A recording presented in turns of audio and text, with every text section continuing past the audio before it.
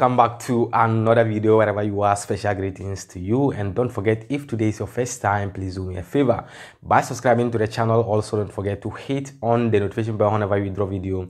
You can also get it and watch. In today's video, we are going to be looking at how Matteo Salvini risks 15 years imprisonment. Turkey has asked the EU to renew their migrants deal. France has confirmed their new lockdown. And also, Tanzania has sworn in their first female president. So guys, without wasting much time, let's do this thing too. As I said before, the Turkey has asked the EU to renew their migrants deal. Someone may ask, what migrant deal? The EU asked the Turkey to stop the illegal crossing of migrants from Turkey to Europe, and also to manage immigrants, refugees, and asylum seekers who are living in Turkey. So they went this agreement, 5 years agreement.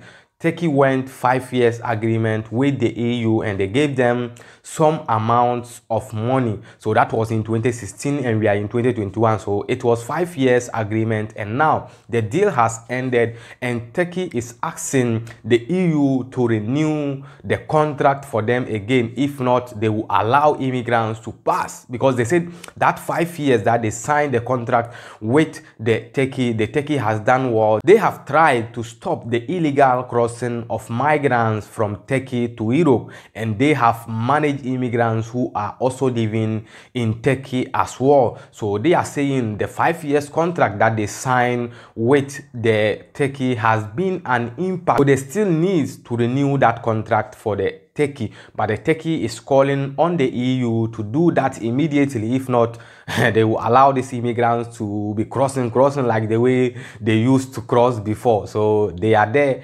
asking the EU to come and renew the deal for them, so that they can continue to be stopping illegal migrants from crossing from Turkey to the European country, and also they will also manage immigrants as well who are living in Turkey. So guys, let's go and watch that video. When we are back, we will give you the rest of the update. So stay. It's been 5 years since the EU reached an agreement with Turkey over the flow of migrants to Europe.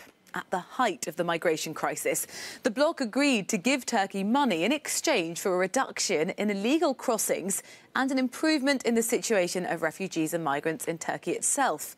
The 5-year term, though, expired yesterday, and Joseph Borrell, the EU's top diplomat, said Brussels should renew its immigration agreement with Ankara.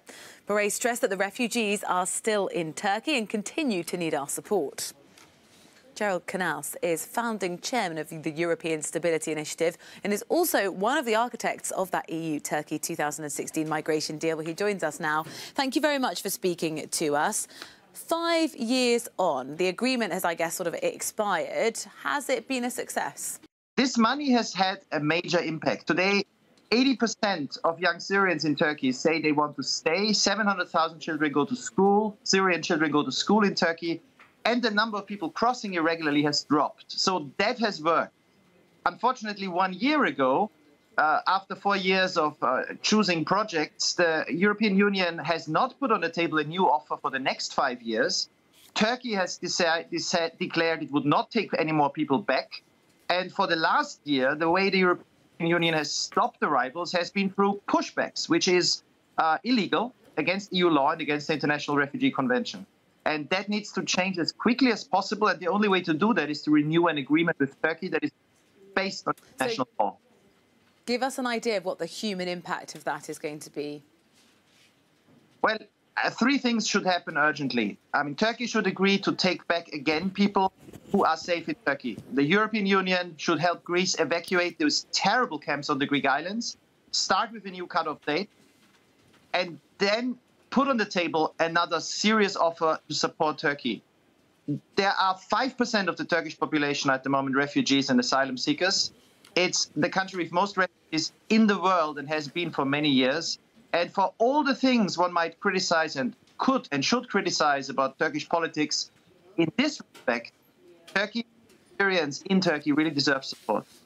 You have seen the video, so that was the deal between the EU and the Turkey about the migrants deal. And now let's move on to the next story. Finally, 16 regions of France has getting to lockdown with more restrictions, including Paris. So if you are living in this kind of regions, you are in a lockdown. You cannot move from another region to another region. And the curfew also, they are saying the curfew now in France is from 6 p.m. till 7 a.m. in the morning. Guys, it's not easy. Even in Italy here, where the curfew is 10 p.m. till 5 a.m. in the morning, is something different. But this France own is from 6 p.m. till 7 a.m.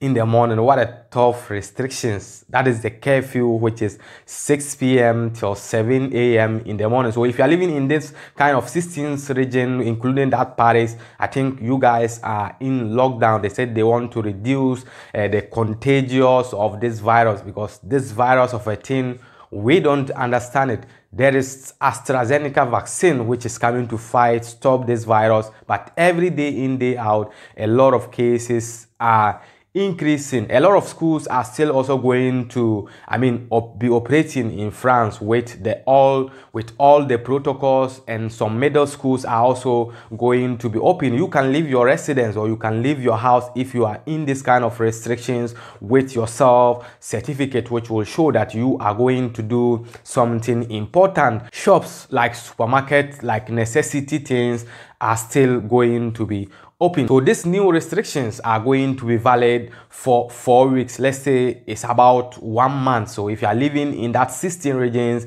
including Paris, you are in lockdown now, and the curfew is in all France. The curfew is applied to the country. So the curfew is from 6 p.m. till 7 a.m.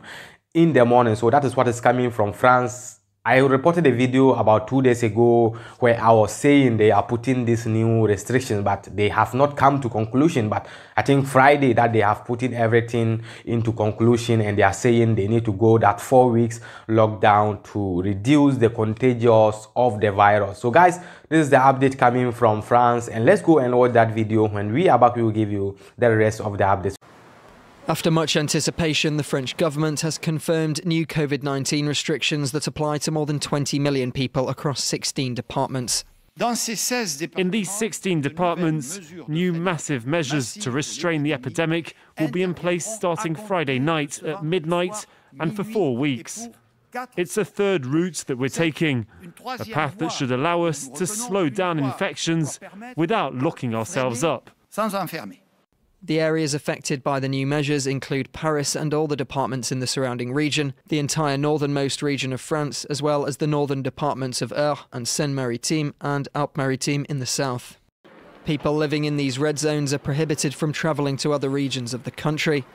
In the departments that will be under lockdown from midnight Friday, residents will once again be required to carry a certificate to justify leaving the house. Unlike before, though, outdoor activities and exercise will be permitted without a time limit and within a larger radius of 10 kilometres from the house. The fresh measures have come as welcome news to medical professionals in France.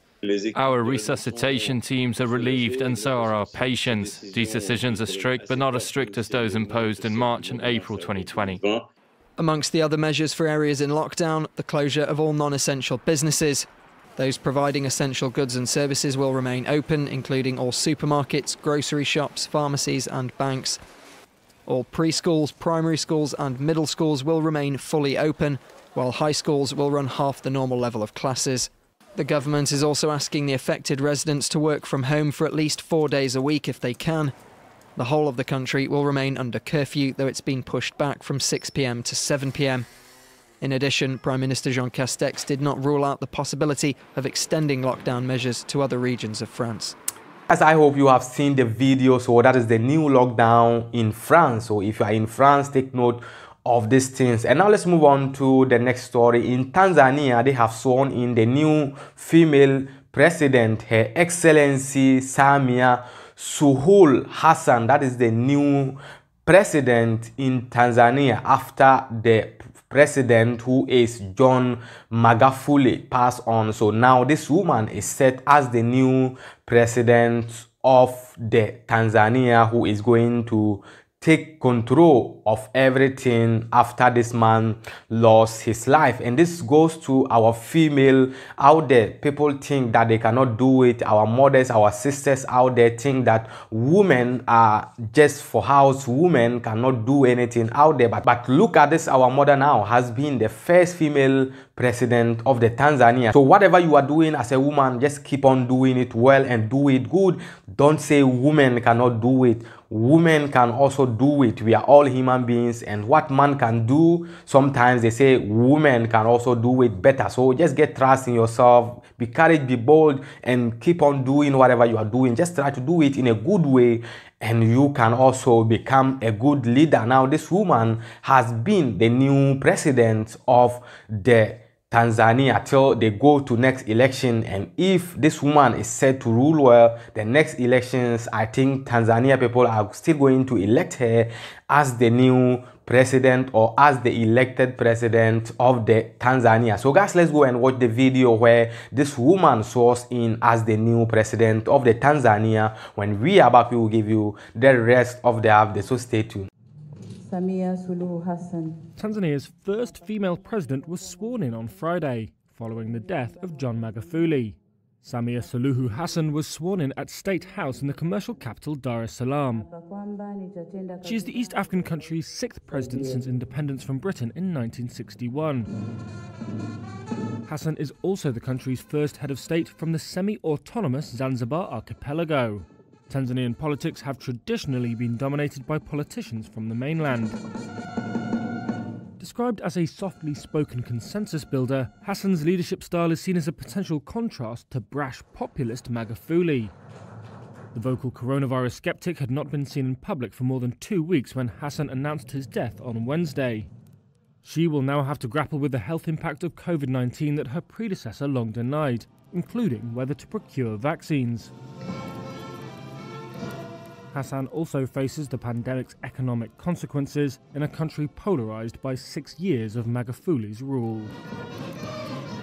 You have seen the video, so that is the new president of the Tanzania after John Magufuli passed on. May his gentle soul rest in peace, and rest in peace to all gone souls. And now let's move on to the next story. Yesterday, Matteo Salvini faced the court over kidnapping immigrants, not allowing the ONG Open Arms to drop immigrants. And yesterday they were supposed to give him a judgment, but they decided to postpone it to the 10th of April 2021. So that is next month they are going to give him the judge. And this man is risking to go to 15 years imprisonment. He has not dodged that judgment, but they are saying they want to give him the judgment on the 10th of April, and I think next month. So next month is going to be the final judge of this Matteo Salvini case, and he is saying he is ready. If there is any prison for him, he is going to go. If there is anything for him to pay, he is going to pay, because he did this thing to support his country. He did this thing to reduce the deaths of immigrants. He did what the Italians want, and now this Matteo Salvini is looking forward to see if Mario Draghi will say something about his case. But Mario Draghi is not saying anything about this case, because when this thing happened, Mario Draghi was not there. So till the next hearing on 10th of April, we don't know whether he is still going to 15 years imprisonment or he is going to dodge that 15 years imprisonment. We don't know yet. So on 10th April that we are going to see the final judgment, and we are going to know what is exactly going to happen to this Matteo Salvini. So guys, let's go and watch the video. When we are back, we will give you the rest of the update. So La Procura di Palermo chiede il rinvio a giudizio per Matteo Salvini per sequestro di persona e rifiuto di atti d'ufficio. Secondo l'accusa, l'ex ministro dell'Interno nell'agosto del 2019 avrebbe illegittimamente negato lo sbarco a 147 migranti soccorsi al largo di Lampedusa dalla nave della ONG Open Arms. Sono felice di aver fatto il mio dovere, dice Salvini, per il mio paese. Di aver protetto vite, dignità e confini, di aver svegliato l'Europa e se ne devo pagare e subire personalmente e penalmente le conseguenze, lo faccio con orgoglio e a testa alta. Il 10 aprile la decisione sul rinvio a giudizio per l'ex ministro dell'Interno. Tutto il governo ha appoggiato quelle scelte, ribadisce Giulia Bongiorno, legale di Salvini. Il numero 1 del Carroccio anche oggi ha voluto rimarcare l'importanza del decreto sostegni approvato in Consiglio dei Ministri. Un primo passo per gli italiani, le sue parole di concerto con il presidente Draghi, con cui c'è piena sintonia. Se è un punto di partenza sono soddisfatto. Il nostro obiettivo rimane la pace fiscale, rimane l'azzeramento del codice degli appalti e l'apertura dei cantieri, rimane lo sblocco degli sfratti tutelando i danneggiati dal Covid. Poi la risposta al segretario Dem Letta: noi pensiamo al bene degli italiani, mentre lui si diverte con Ius Soli e voto ai sedicenni, il commento del leader della Lega, e mi accusa anche di tenere in ostaggio il Consiglio dei Ministri.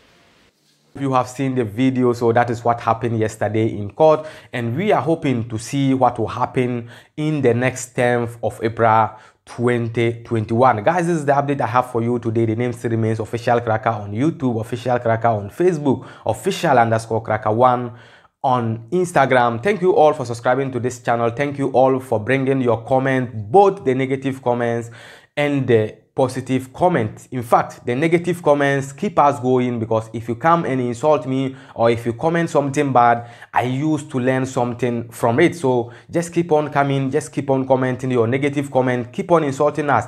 We are there, we are bold to do the work, and there is nothing that will be a negative comment which is going to stop us from whatever we are doing. Till we meet again in the next video, please stay safe and stay blessed. Peace out.